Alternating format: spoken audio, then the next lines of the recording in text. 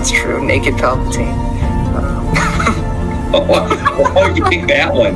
Fresh out of the clone tank, nude Palpatine is my Well, that's the first thing I think of when you say Dark Empire Palpatine.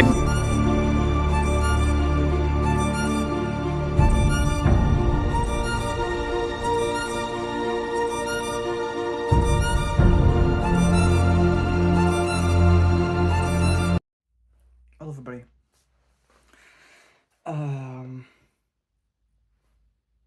Today, returning to Superman because I needed some much-needed levity after Prince of Nothing. I'm All-Star Superman, famous comic. So I don't have too much to add. I feel like for all seasons, was a bit more emotional for me, along with Superman Red and Blue. I think hit me harder. There's still some beautiful moments in here. Like there's stuff that, gets shared around a lot, like with the girl that planned on killing herself, Though I think that same sort of premise, I haven't read this specific issue, but there's an issue by J. Michael Straczynski,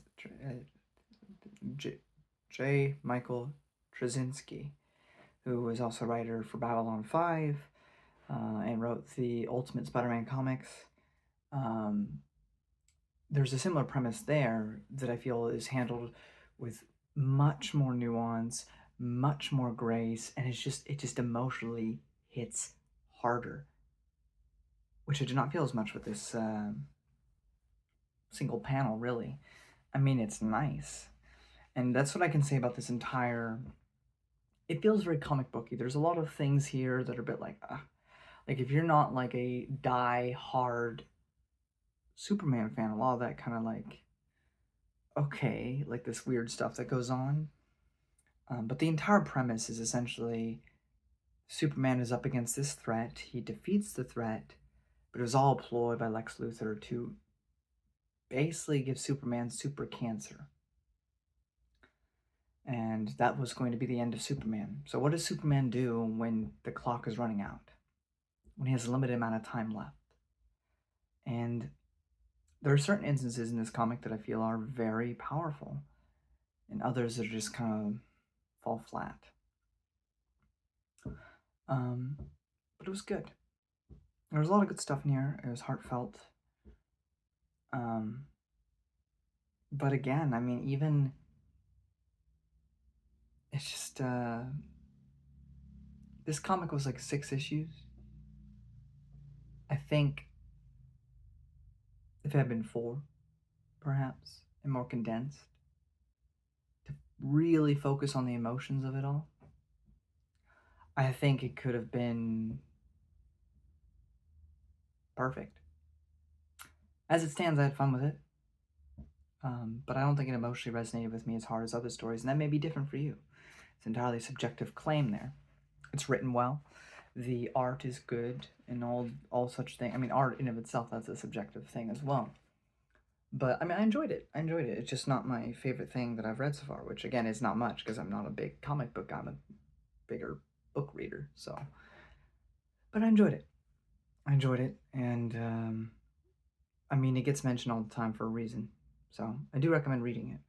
I want to get into some spoilers, though, to talk about specifics. So, if you don't want any of that, there's the door, okay?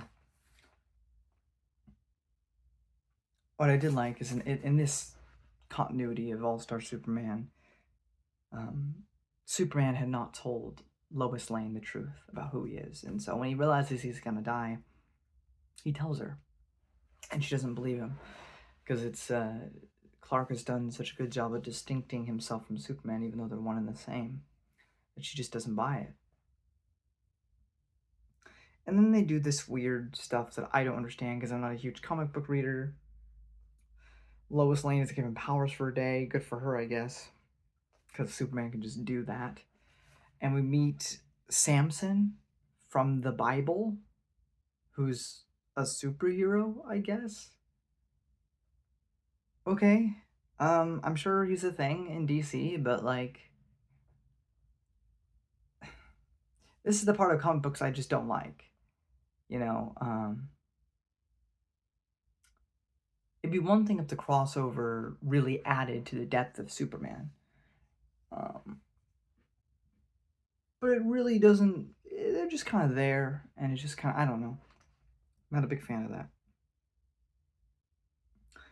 Superman goes bad for an issue because of this weird stuff, and attacks Jimmy Olsen and whatever.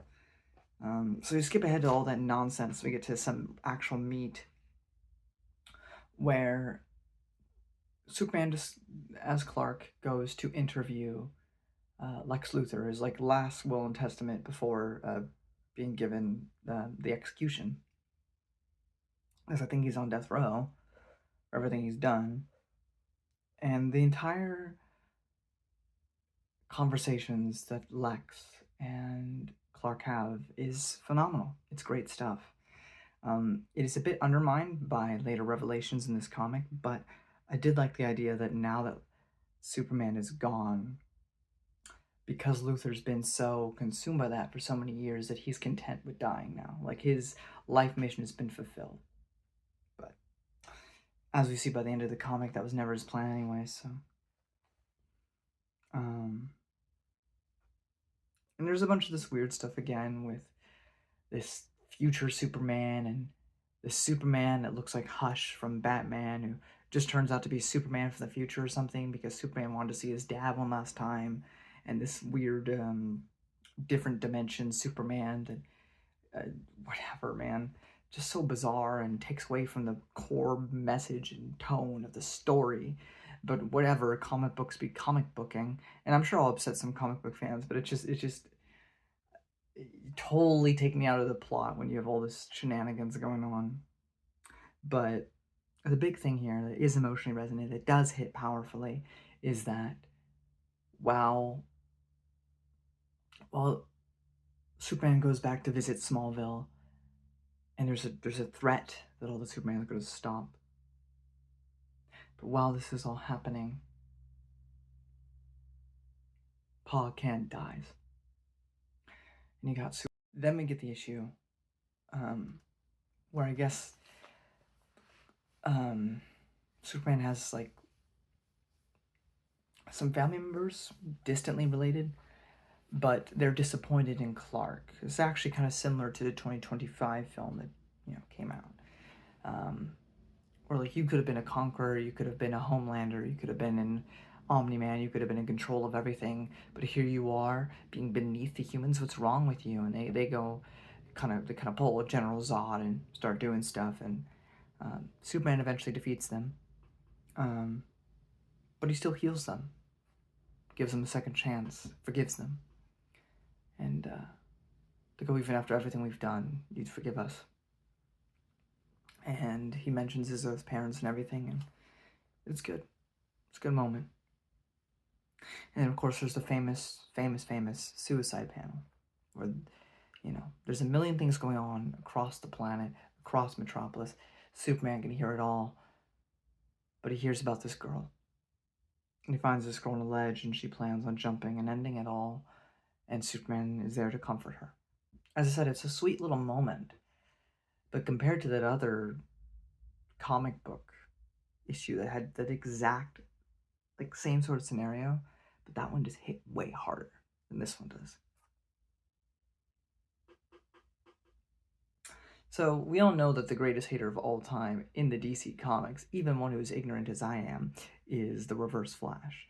But second greatest hater of all time goes to Lex Luthor, who of course never planned on dying. He goes to become basically Superman for a day, and is causing mischief and mayhem and saying how he's won because he killed Superman and all this great stuff. And there's a final confrontation between Superman and him, and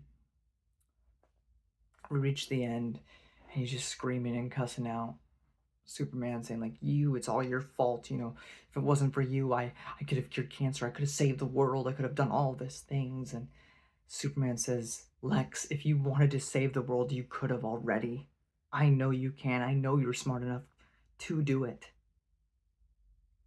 but you've been too obsessed with me and your revenge and your envy and your anger to do that. You could have already saved the world. And that also hit very hard. So, by and large, I'm mixed on this comic. There are moments of absolute bliss, of just pure dynamite. And then other parts are just, sorry, just as a novel reader, typical comic book affair. You know, like, I get it's a love letter to Superman, and I'm sure there's a bunch of context I'm missing, but the core is there. And I feel, instead of doing all these wacky comic book reference events, things, you could have really doubled down and focused more just on that emotional aspect. And just made that feel more congruent, more emotionally resonant, and, you know, not to say it doesn't, and it's not like I understand Superman to the nth degree. I understand. I'm a layman when it comes to comics. I'm a layman when it comes to Superman. Like, I'm no expert. I'm just saying, as someone who enjoys stories, someone who, you know, and again, this is all subjective. Some people may think this is the greatest thing of all time. I'm not here to knock you. I'm just saying, like, it's good. But it could have been even better to me if it just focused on those core parts, you know, Lex, Clark, Lois, Clark and Pa Kent. And throughout it, we see Superman's personality, his virtue, his goodness, his good character throughout it. It's just interspersed with all this wacky stuff, you know, which only a diehard fan is going to understand. And I get it. This is kind of what this is made for, is for the fans of Superman. I mean, this is, what does Superman do on his last days? And that's fair. But still, it's just so much stuff to just accept if you haven't read a bunch of stuff that will, because if you've read everything, then all this crazy stuff that's in this is gonna be like, oh my gosh, that's amazing. They connected all these things, they did all these things. But just as an outsider looking in, it's, to me, it just takes away from the core beauty that the story is trying to illustrate. It just takes me out of it, you know. But I did have fun with it. I do like the core of what All-Star Superman is saying. I get the themes. I get what it's trying to say, and I enjoy many moments within it. I just feel like some of those wackier moments, you know, sort of, you know, Samson and the rainbow people and all this stuff just kind of knock away from it. But I did enjoy my time. I'm glad I read it. Though for me, if I still gonna say not All Star, for all seasons is probably my favorite thing, Superman related so far that I've read. So, yeah, this is why I don't review comic books, guys. All right, until next time, live long and prosper, and we can all save the world in our small ways. We can all be a light. We'll never be Superman, but we can try to make the world better.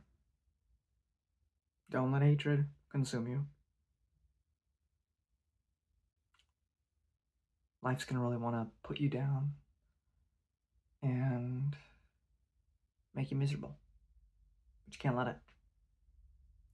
Can't let it. You can't let it degrade you. Can't let it mess your virtues up or your character. Remain kind, remain compassionate, remain loving, but stern in your convictions. But also always be willing to forgive. And always be willing to be a light. You never know who may need it. And you never know when you may receive it. But if we're all doing that, then somebody will be a light to you, as you will be a light to others. It's a cycle. But the compassion really requires everyone to make that work. And the reason there's so much suffering is because we often neglect one another and we are very selfish and we allow whatever negative is going on in our life to affect outwardly how we act toward others. But that's enough of my philosophizing for the day. But be kind, be willing to forgive, and be just a little bit more like Superman each day. If religion don't do it for you. But if religion does, then that's also an option. But I'll leave it with this. Doctor Who, Peter Capaldi, my favorite doctor, said, never be cruel, never be cowardly. Always try to be nice, but never fail to be kind. Till next time.